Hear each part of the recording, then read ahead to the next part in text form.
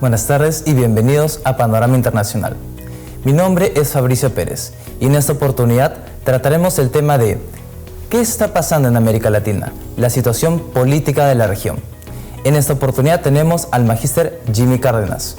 Él es magíster en Derechos Humanos, también docente de Geografía Política en la Universidad San Ignacio de Loyola. Profesor, ¿cómo se encuentra? Muy bien, muchas gracias por la introducción, Fabricio. Es un gusto para mí estar aquí. Igualmente, profesor. Entonces iniciaremos con las preguntas. Y para iniciar, ¿cómo percibe los recientes resultados electorales de América Latina? Bueno, es una excelente pregunta. Hemos estado en unos meses de transición importantes. Hay una frase recurrente que hemos estado escuchando, vamos, un par de meses ya, que es que América Latina está adquiriendo un tinte hacia la izquierda, ¿no? Estamos teniendo un giro nuevamente hacia la izquierda. Lo cual termina siendo interesante, toda vez que, pragmáticamente hablando, es visible que hay un resultado importante en la gran mayoría de países de América del Sur. Sin embargo, las variables son diferentes, ¿no? Y eso lo podríamos hablar un poquito más adelante. Pero hay algo interesante que se ha dado, ya sea durante la pandemia como antes de la pandemia. Una de las variables recurrentes es la situación político-social.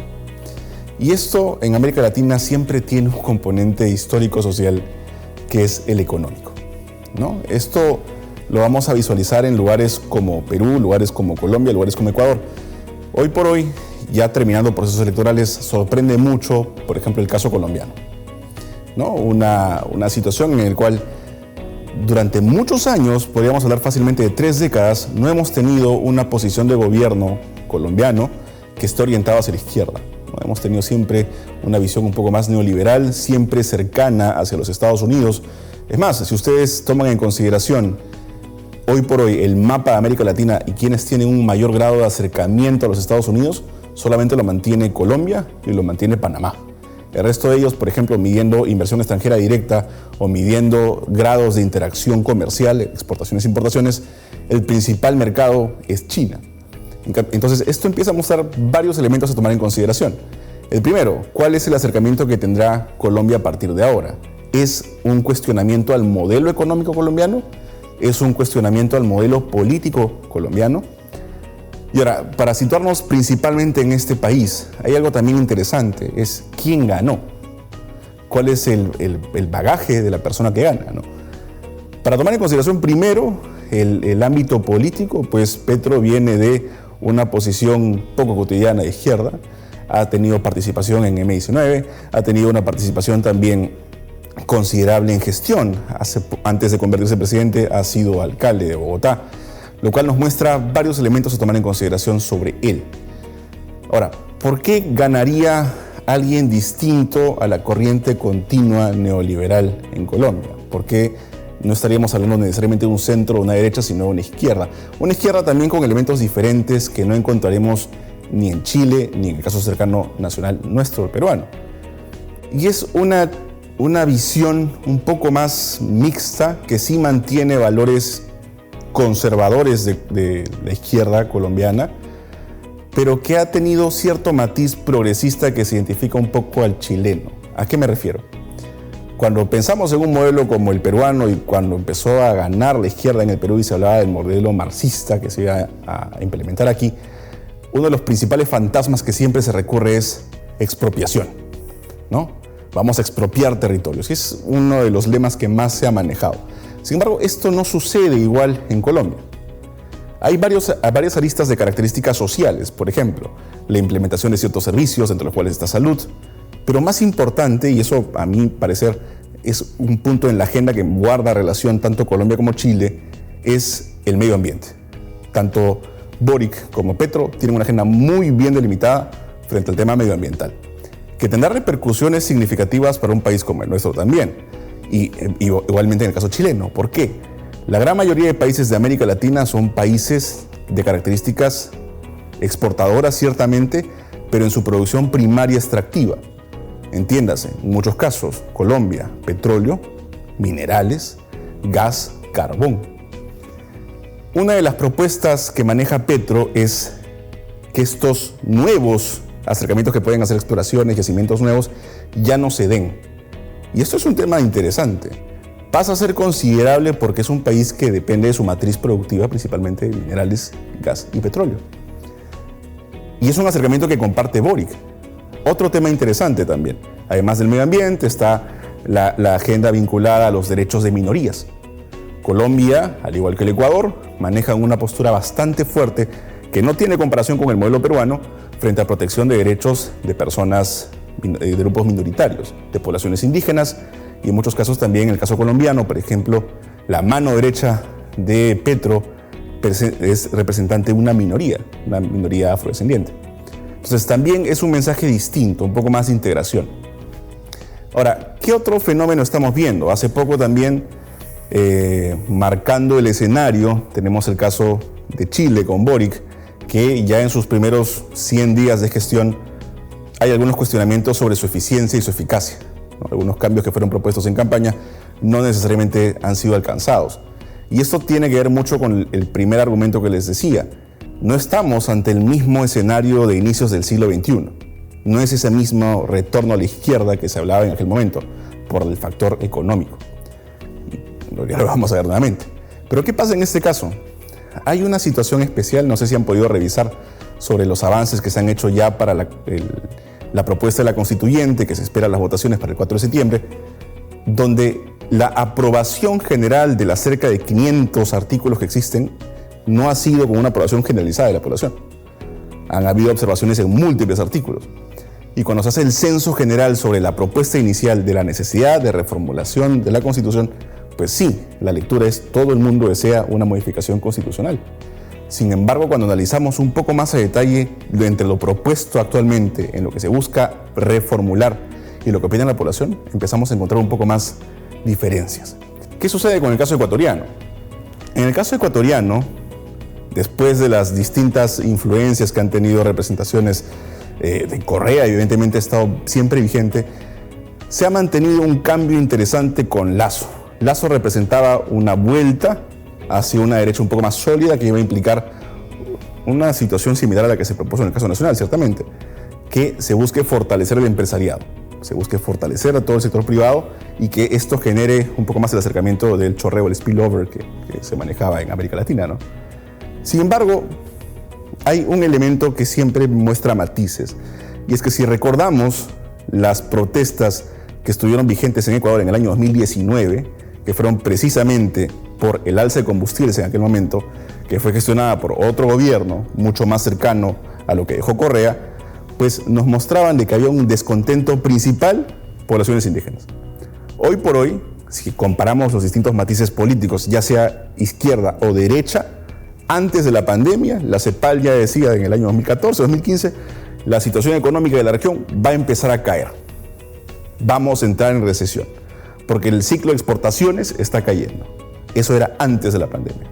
Con la pandemia, América Latina es una de las regiones más impactadas por los efectos, ya sea de la paralización del global supply chain, ya sea por la reducción de la demanda de los commodities, ya sea por la reducción del uso de recursos, por la reducción de la industrialización a nivel general, pues estamos viendo que hay un deterioro y que la población está siendo golpeada, sin distinción de si es que es de izquierda o derecha. Entonces hay un elemento ahí a considerar, que es el descontento social está plasmado por la situación económica que tenemos hoy en la región. Si bien es cierto, como ha mencionado, los distintos movimientos políticos ya pero a nivel población de Ecuador, de Colombia, de Chile, estos en sus causas, procesos y posibles resoluciones, ¿tienen puntos de comparación o a veces los factores internos y todo el movimiento político interno del país los hace particulares? La región de América Latina siempre ha tenido un acercamiento más fuerte hacia algunas corrientes políticas, pero que siempre mantuviesen un matiz de caudillismo, de clientelismo. Y esto es algo que incluso se utiliza para explicar los fenómenos de corrupción en la región, y que es una constante cuando uno revisa desde la formulación del imperio español, o, claro, desde la proyección que se da entre la transición del imperio incaico y la llegada de la colonia, y que va a formular durante muchos procesos vacíos de poder y la interacción siempre va a manejar un flujo que era el que se manejaba en un Estado absolutista, que era el de un monarca que daba interacciones directas a la población y que siempre a través de una buena relación entre ellos podías manejar un beneficio. Lo cual te ayuda a explicar, por ejemplo, por qué hay ciertos grados, y ahí cuando hablas de clientelismo, porque hay ciertas regiones al momento de la independencia, no solamente peruana, sino la independencia en América Latina, que no siempre estuvieron de acuerdo en romper todas las relaciones con España. Cuando te preguntan qué es ser peruano, o cuando le preguntan a alguien qué es ser chileno, qué es ser colombiano, esa consulta, que debería ser algo sencillo, ¿no? ¿Con qué te identificas? Temas como la bandera, temas como el himno, temas como las canciones, como la música, la comida, no trasciende más de esos primeros elementos. Eso, que parece algo que no debería tener gran relevancia, es el pegamento bajo lo que se genera la cohesión social.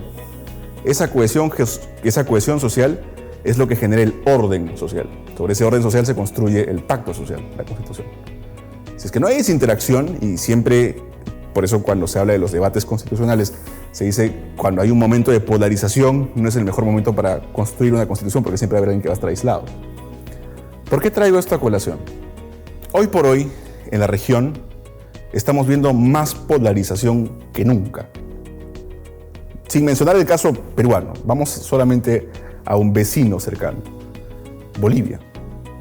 ¿Qué pasó cuando subió Áñez al poder? ¿Qué tipo de mensaje se dio cuando Áñez subió con la Biblia en la mano, indicando cuál era su postura y lo que se iba a empezar a hacer a partir de ahora? El encuadre, ¿qué simbolismo tenía? La política tenía parte de simbolismo. ¿Qué rompía sobre todo lo que manejó Evo Morales previamente, sobre su visión plurinacional, sobre las representaciones? ¿Qué trajo consigo? Una muestra inicial es Sucre tiene una relación distinta a la paz. Las necesidades son diferentes, los intereses son diferentes. ¿Qué pasa hoy por hoy con las gestiones de Lasso en Ecuador? ¿La situación de toda la población es la misma? ¿Quito tiene la misma visión que el resto de regiones? ¿Qué pasa cuando vamos a algo un poquito más drástico, ¿no? En el caso de Brasil, por ejemplo.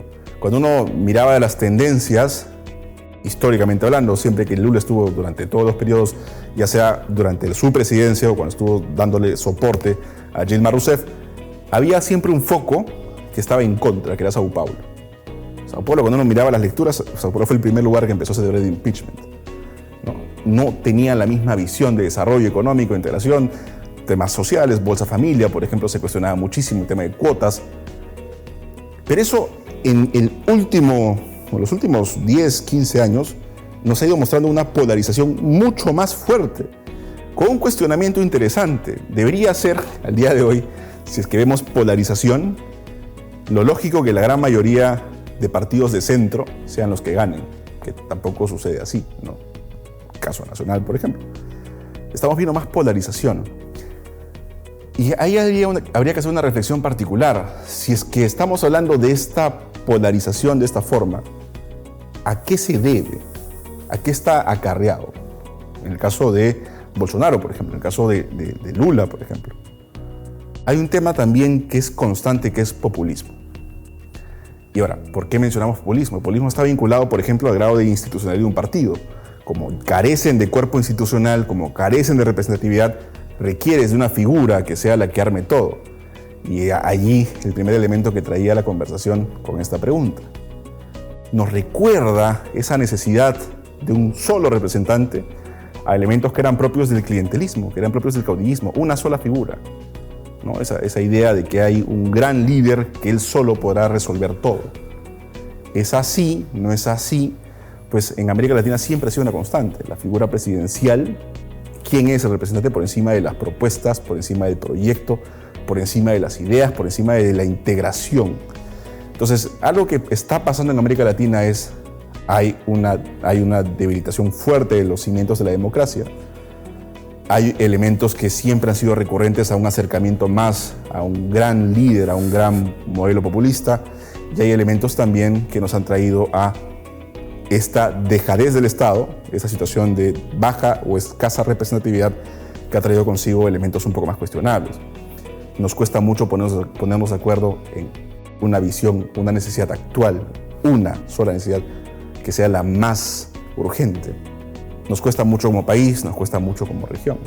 Totalmente de acuerdo en el sentido de que todo lo que es Latinoamérica ha ido cambiando, evolucionando, no solo el gobierno en sí, porque el gobierno es un reflejo de la población, es un reflejo de cómo la población elige y sus prioridades dentro de todo esto.